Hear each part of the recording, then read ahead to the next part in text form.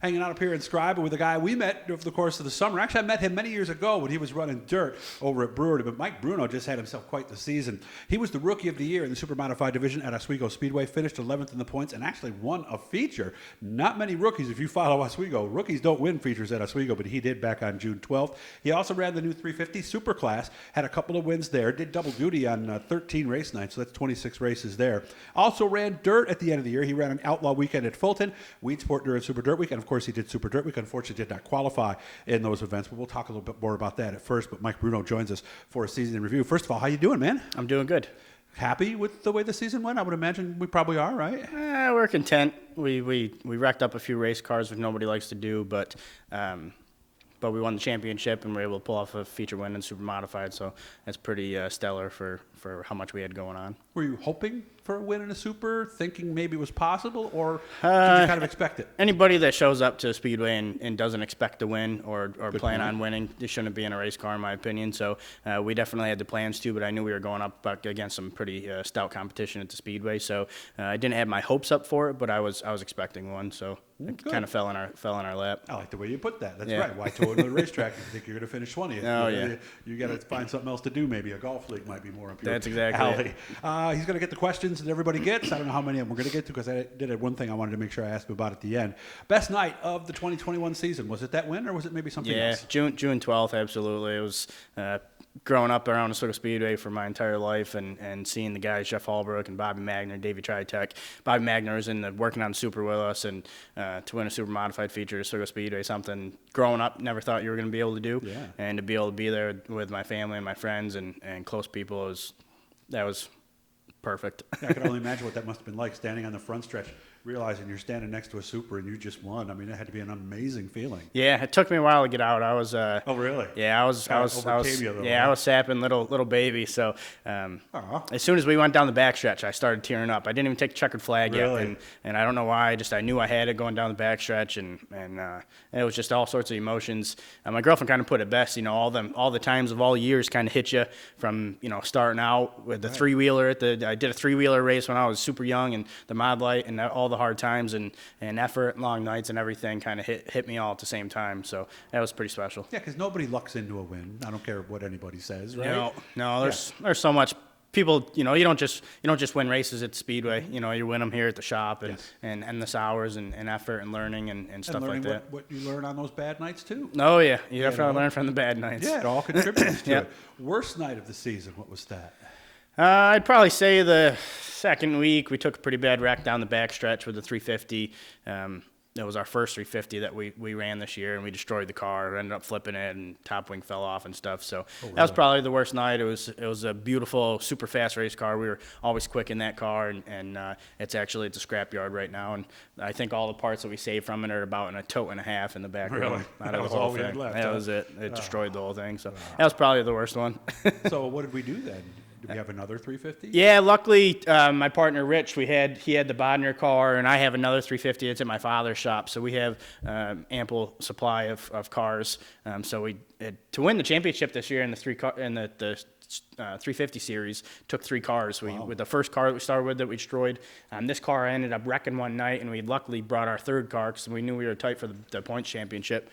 So we brought the third car, and we were able to run that one when we wrecked that one in practice. So 3 cars to win the championship there. Yeah, so just like he said, to win a championship, it takes work at the shop. Do you talk to yourself in the race car when you're out there, and what do you say? Remember, it's a G-rated channel. Yeah. Okay? So.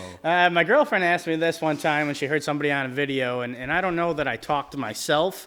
I think I talked to the other drivers. They probably just don't hear me. Okay. Stay up there. Don't come down on me. Yeah, stuff right. Like that, Get out of the way, stuff like that. Okay. Yeah. Are you superstitious at all? No, nothing. Not really. Don't have anything you do. Oh, no, there's no green on the car. Or is that a dirt thing? The green. No, the green thing's kind of funny. My Bobby Magner, I think he must have brought green sneakers, and I think he wore them the night that we won, if I remember correctly. So it might be good luck for you. Yeah, so that was always something. The green and peanuts, I think it was, right? Peanuts.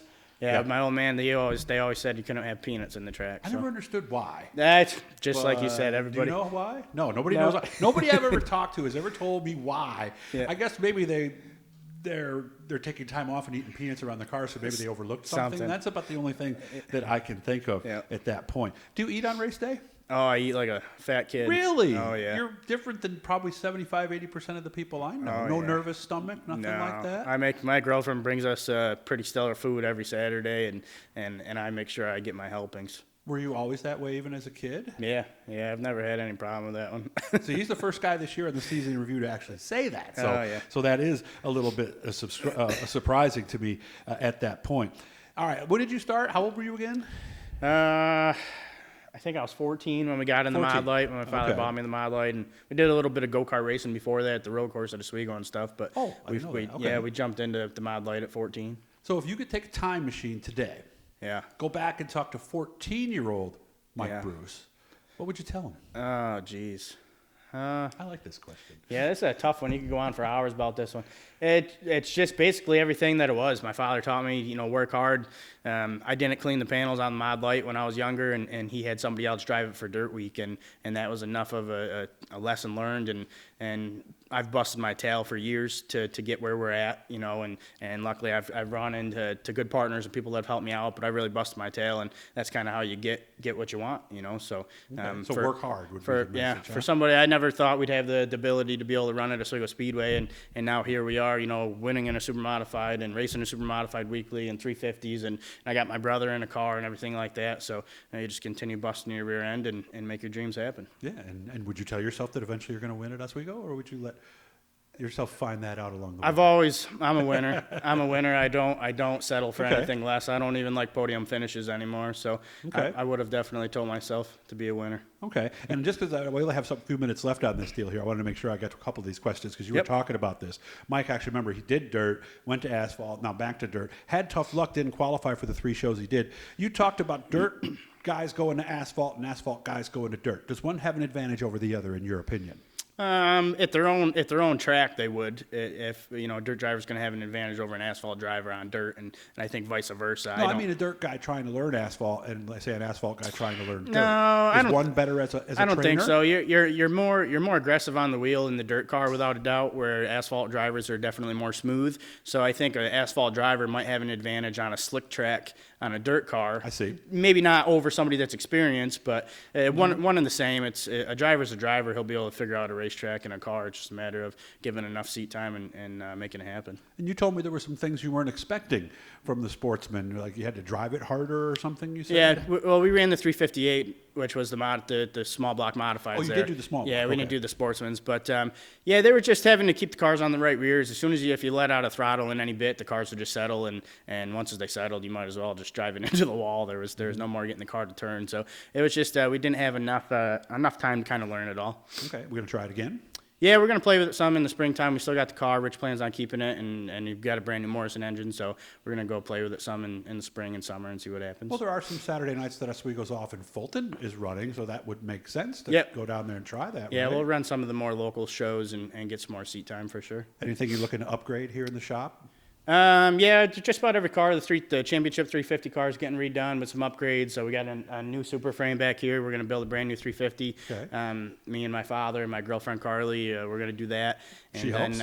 What's that? She helps? Oh, yeah. Good. Yeah. So she's handy. Oh, she was 2014. She actually owned the first car that I drove in 2014 that we got wins at in Oswego. So nice. The Super's going to get some upgrades and just everything gets stripped down, rebuilt. And then my brother's car also, that gets completely stripped down. Everything gets fresh powder coat and rebuilt every winter. Now, make sure to tune in later because we're going to have one for you. We're going to walk my camera around the Super that you see right behind you here, and he's going to tell us some things about it. So make sure to come back for that one later. And as always, hit the blue E. That'll subscribe. Every time we're talking to somebody cool, we're over 1,700 subscribers.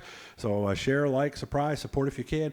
Good to see you, man. And, awesome. And congratulations again on a fantastic season. Thank you very much. Appreciate it.